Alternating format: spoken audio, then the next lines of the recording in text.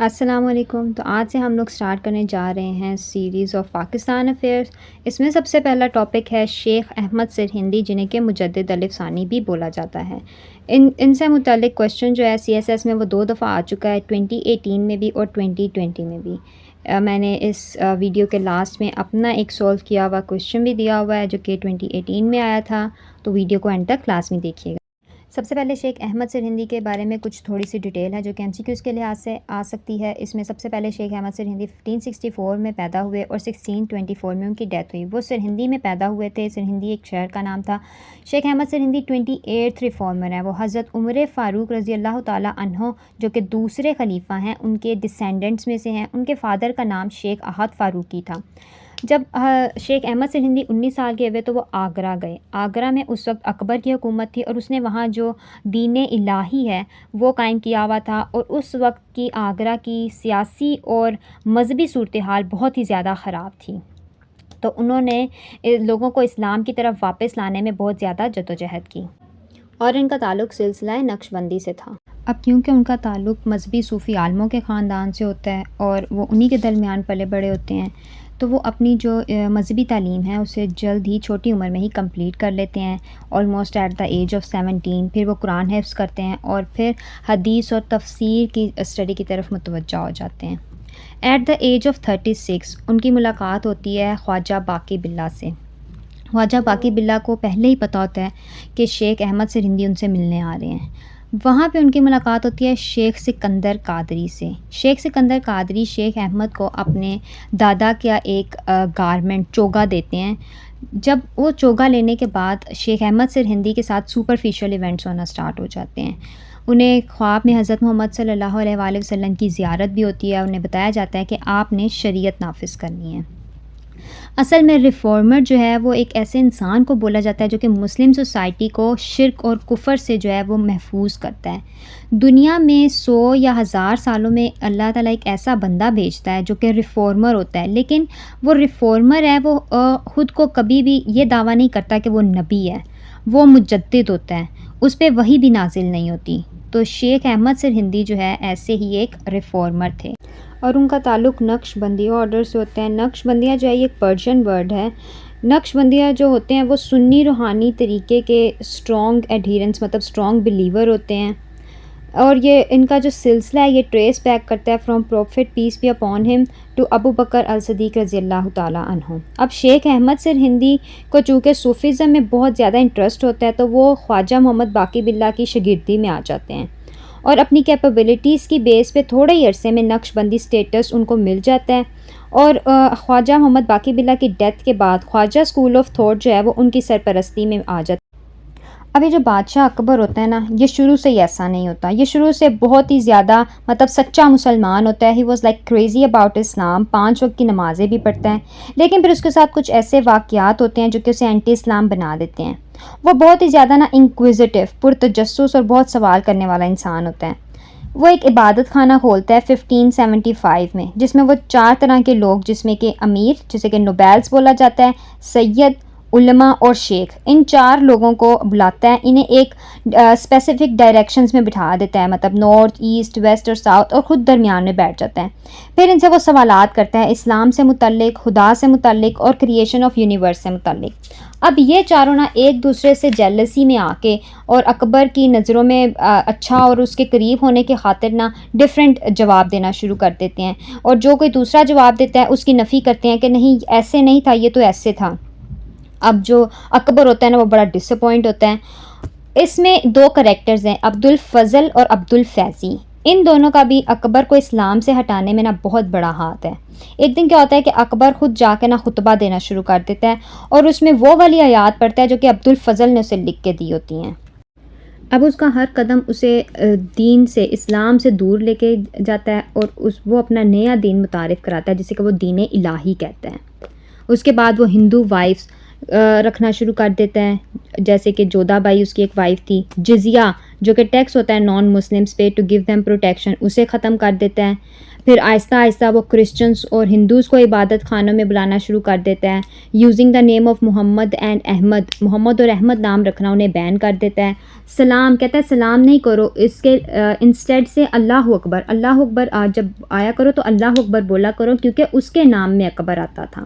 اس کے بعد وہ جب کہتا ہے کہ جب میرے دربار میں آؤ تو مجھے سجدہ کرو. اس کے علاوہ گائیں کی قربانی کو بین کر دیا جاتا ہے. سرکمسیئن جسے کہ مسلمان بچوں کا ختنہ بولا جاتا ہے اسے بین کر دیا جاتا ہے. یہ سب چیزیں جو ہیں وہ اپنی ہندو وائفس کے کہنے پر ان کو خوش کرنے کے لیے کرتا ہے. پھر اس نے اپنے محل میں مورتیاں رکھنا شروع کر دیں. پھر ٹیمپلز اور جو چرچز تھے انہیں وہ پیٹرونائز مطلب کہ پاک جگہ قرار دیا جاتا ہے، اور موسک مسجدوں کو بند کر دیا جاتا ہے. علماء اور صوفیز کو جو ہے وہ لوگ ہراس کرنا شروع کر دیتے ہیں. شیخ احمد نے اکبر کے اس ایرا کو دا ایج آف پاورٹی فار اسلام قرار دیا تھا. اب بدعت بولا جاتا ہے انوویشن، کوئی بھی مطلب نئی چیز اسلام میں لانا، اس کو بولا جاتا ہے بدعت ان اسلام. اب اکبر کا ماننا تھا کہ اسلام تو 1000 سال پرانا ہے، لیکن دور تو نیا آ چکا ہے، تو اسی لیے جو اسلام کے قاعدے قانون ہیں انہیں بھی رینیو کرنا پڑے گا. تو اسی لیے اس نے دین الہی متعارف کرایا تھا، جس میں کہ اس نے اپنے نئے رولز اور نئے قاعدے قانون بنائے تھے. اور اس پہ شیخ احمد سرہندی کا کہنا تھا کہ کسی ایسے منارک، کسی ایسے کنگ کی حمایت کرنا جو کہ انوویشن کا حمایتی ہو ان اسلام، تو یہ ہمارے لیے ہارمفل ہے. ان کا کہنا تھا that it is very important for the rulers to be on right path. ایک رولر کا رائٹ پاتھ میں ہونا بہت ضروری ہے، because rulers are soul and people are body. کیونکہ جو رولر ہے، جو کنگ ہوتا ہے، وہ ایک روح ہوتی ہے، اور جو انسان ہوتے ہیں اس کی رعایا ہوتی ہے وہ ایک جسم ہوتا ہے. And if the soul goes wrong, اور اگر روح ہی غلط رستے پہ ہے، the body is bound to go stray, تو باڈی جو ہے وہ اس کے ساتھ اسی غلط رستے پہ چلے گی. قاضی خان کا کہنا تھا کہ لوگوں کا اکبر کے سامنے جھکنا، اسے سجدہ کرنا از اوکے، از ویلڈ. لیکن اس پہ مجدد کا کہنا تھا کہ ایز یو نو، مجدد نے اکبر کی ڈیتھ کے بعد یہ کہا تھا کہ as you know better that in previous regime all type of darkness and disturbances were only because of the greed of the علماء سو. کہ پہلے جتنی بھی ہمارے اسلام میں تاریکی اور جو بھی ڈسٹربنسز آئی ہیں وہ علماء سو کے لالچ کی وجہ سے آئی ہیں. علماء سو کون ہوتے ہیں؟ جنہیں کہ اس دنیا سے غرض ہوتا ہے اور آخرت کی فکر نہیں ہوتی. اس پہ شیخ احمد سرہندی قرآنی آیات اور احادیث کا کچھ ریفرنس دیتے ہیں، جس میں سب سے پہلے آتا ہے today I have perfected the religion for you and have completed my favour upon you. یہ قرآن کی ایک آیت ہے جس کا ترجمہ ہے کہ آج میں نے تمہارے لیے دین کو مکمل کر دیا اور تم پر اپنی نعمت تمام کر دی. مطلب اس کے بعد اللہ تعالیٰ نے جب دین کو مکمل کر دیا تو دین میں کسی قسم کی کوئی انوویشن کی، کوئی بدعت کی گنجائش موجود ہی نہیں. سیکنڈ پہ حدیث ہے he who invent something false which has no linkage with the religion of Islam is forbidden. جس میں کوئی ایسی جھوٹی چیز ایجاد کی جس کا دین اسلام سے کوئی تعلق ہی نہیں تو وہ حرام ہے. اور تھرڈ پہ بھی ایک حدیث ہے the best discourse is the discourse of Allah and the best way is the way of prophet peace be upon him and the worst thing are the innovations and every innovation in religion is misleading. بہترین کلام اللہ کی بات ہے اور بہترین طریقہ رسول اللہ صلی اللہ علیہ وآلہ وسلم کا طریقہ ہے، اور بدترین چیز انوویشن ہے، اور جس نے دین میں انوویشن کی، بدعت کی، تو وہ صرف اور صرف گمراہی ہے. تو ان چیزوں کا ریفرنس دیتے ہوئے شیخ احمد سرہندی نے بتایا تھا کہ انوویشن اور بدعت اسلام میں حرام ہے، اس کی کوئی گنجائش موجود ہی نہیں. اور انہوں نے بولا تھا کہ اس بات کا خیال رکھنا کہ اسلام کو کسی بھی قسم کی انوویشن اور بدعت سے دور رکھا جائے، یہ کسی انڈیویجول کی ذمہ داری نہیں بلکہ حکمران وقت، جو اس وقت کا حکمران ہے، اس وقت کا رولر ہے، اس کی ذمہ داری ہے. اب اکبر کے دور کے بعد اس کے بیٹے جہانگیر کا دور آ جاتا ہے. جہانگیر کو شیخ احمد سرہندی کی پاپولیرٹی کے بارے میں بتایا جاتا ہے، اور بتایا جاتا ہے کہ ان کے اینٹی ہندو جو تھوٹس ہیں ان کی وجہ سے ہندو اور مسلمانوں میں بہت ہی زیادہ کانفلکٹس، لڑائیاں جو ہیں وہ پڑی ہیں. جہانگیر شیخ احمد سرہندی کو اپنے دربار میں بلاتا ہے. شیخ احمد سرہندی اس کے دربار میں جاتے ہیں اور اپنا موقف بیان کرتے ہیں. اس بات چیت کے دوران ان کا جو ایک وزیر ہوتا ہے نا، وہ جہانگیر کو بولتا ہے کہ شیخ احمد سرہندی نے آ کے آپ کو سجدہ نہیں کیا، سلام نہیں کیا. شیخ احمد سرہندی کو سجدہ کرنے کے لیے بولا جاتا ہے، تو شیخ احمد سرہندی جو ہے وہ انکار کر دیتے ہیں کہ سجدہ تو میں صرف خدا کی ذات کو کرتا ہوں. اس پہ جہانگیر جو ہے وہ بہت ناراض ہو جاتا ہے اور شیخ احمد سرہندی کو قید کی سزا سنائی جاتی ہے فورٹ آف گوالیار کے جو فورٹ ہے اس میں شیخ احمد سرہندی کو قید کر دیا جاتا ہے. شیخ احمد سرہندی قید میں بھی اپنا جو کام ہے، اپنا مشن ہے، وہ نہیں چھوڑتے اور اسلام کی تبلیغ کو جاری رکھتے ہیں.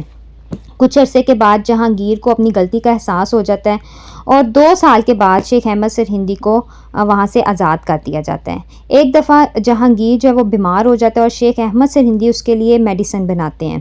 شیخ احمد سرہندی کی بنائی ہوئی دوائی سے جہانگیر بالکل تندرست ہو جاتا ہے اور شیخ احمد سرہندی کا مشکور ہو جاتا ہے. اب وہ انہیں چوائس دیتا ہے کہ اگر آپ چاہیں تو آپ سرہندی میں واپس بھی جا سکتے ہیں اور چاہیں تو میرے پاس یہاں محل میں بھی رہ سکتے ہیں. شیخ احمد سرہندی محل میں رہنا چوز کرتے ہیں کیونکہ انہیں پتہ ہوتا ہے کہ یہاں پہ رہ کے اسلام کی تبلیغ کو زیادہ اچھے طریقے سے کر سکتے ہیں. اب شیخ احمد خط لکھتے ہیں ٹو دا نوبیلز اینڈ علماء سو جو اکبر کے ساتھ ہوا کرتے تھے اور اسے سیدھا رستہ دکھانے کے بجائے بھٹکے ہوئے رستے پہ اس کا ساتھ دیتے تھے. ٹوٹل 536 لیٹرز تھے جنہیں مکتوبات امامی ربانی بولا جاتا ہے.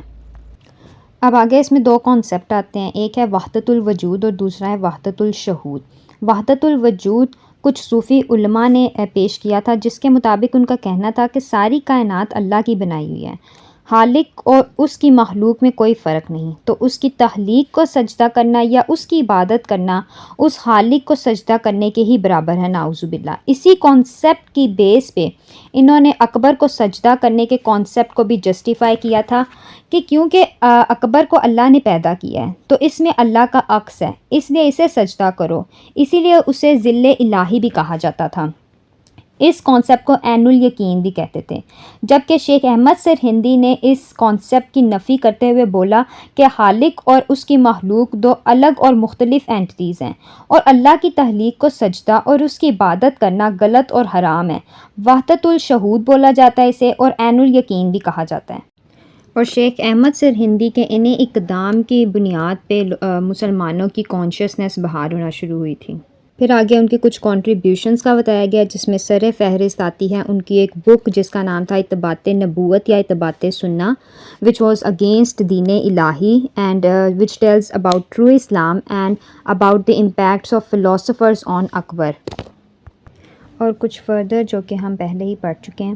اب کیونکہ جہانگیر شیخ احمد سے بہت متاثر تھا تو اس نے ان کا خطبہ رکھا اور وہاں شیخ احمد نے کچھ مطالبات رکھے جس میں کہ سجدہ بیفور ایمپیرر، بادشاہ کے سامنے سجدے کو ایبولش کیا جائے، ختم کیا جائے، گائے کی قربانی کی دوبارہ سے اجازت دی جائے، ریلیجیس انوویشن جنہیں کہ بدعت بولا جاتا ہے انہیں ختم کیا جائے، انہیں حرام قرار دیا جائے، اور قاضی کا دفتر اور احتساب ڈپارٹمنٹ انہیں دوبارہ سے کھولا جائے. مسجدیں جہاں جہاں ان کو رینوویشن کی ضرورت ہے وہاں رینوویٹ کیا جائے اور جہاں دوبارہ بنانے کی ضرورت ہے وہاں ری بلڈ کی جائیں. تو جہانگیر نے ان کی ان ساری شرائط کی منظوری دی اور ان کی جلد از جلد بحالی کا سرکاری حکم بھی جاری کر دیا. اب اس میں ایک چھوٹا سا ٹاپک اقبال اینڈ سرہندی آتا ہے. تو اقبال نے شیخ احمد سرہندی کی جرت، بہادری اور اسٹرگل پہ شعر بھی لکھے تھے جن کا انگلش ورژن یہاں لکھا ہے اور اردو ورژن آگے سالو کوشچن میں دیا ہوا ہے. According to him, he the guardian of the estate of midline India, whom Allah awakened at the right time. گردن نہ جھکی جس کی جہانگیر کے آگے، جس کے نفس گرم سے ہے گرمی اسرار. اور دوسرا شعر ہے The one who did not bow his head to Jahangir, whose warm breath lends heat to free men. وہ ہند میں سرمایہ ملت کا نگہباں، اللہ نے کیا جس کو بر وقت خبردار. اور اس کا عنوان تھا پنجاب کے پیرزادوں کے. لاسٹ پہ آتا ہے 2 نیشن تھیری. اب 2 نیشن تھیری کا کانسیپٹ بھی شیخ احمد سرہندی کے اسی نظریے سے نکلا تھا کہ ہندو اور مسلمان ہیں، ان کے روایات الگ ہیں، ان کے مذہب الگ ہیں، تو یہ لوگ ایک جگہ اکٹھے نہیں رہ سکتے. اب لاسٹ میں نے اپنا ایک سالو کیا ہوا کویشچن بھی ڈالا ہوا ہے جس میں سب سے پہلے کہ اس کا انٹروڈکشن دیا ہوا ہے، اس کے بعد اس کا ہسٹوریکل بیک گراؤنڈ ہے، اس میں ایک شعر بھی لکھا ہوا ہے، اس کے بعد اس کا ریلیجیس ریفارمز لکھی ہوئی ہیں، پھر سوشل اینڈ پولیٹیکل ریفارمز. آپ انہیں الگ الگ کر کے بھی لکھ سکتے ہیں. لاسٹ پہ اس کا کنکلوژن دیا ہوا ہے. تو یہ تھی آج کی ہماری ویڈیو. آئی ہوپ کہ آپ کو پسند آئی ہوگی. اگر پسند آئی ہے تو اس کو لائک کریں اور سبسکرائب کرنا مت بھولیں. اللہ حافظ. ملتے ہیں نیکسٹ ویڈیو میں نیکسٹ ٹاپک کے ساتھ.